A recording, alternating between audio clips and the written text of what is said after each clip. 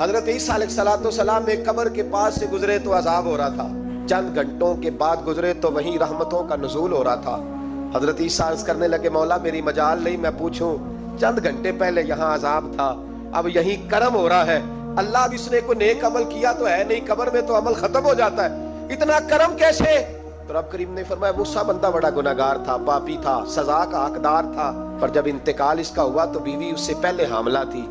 اس کے انتقال کے 2-4 مہینے بعد بچہ پیدا ہوا، اس بی بی نے بچہ پالا، آج 4.5 سال کا بچہ مکتب گیا ہے،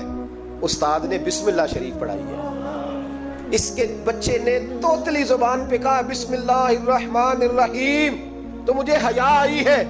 کہ اس بیچارے کو ابھی لفظ نہیں ادا کرنے آتے،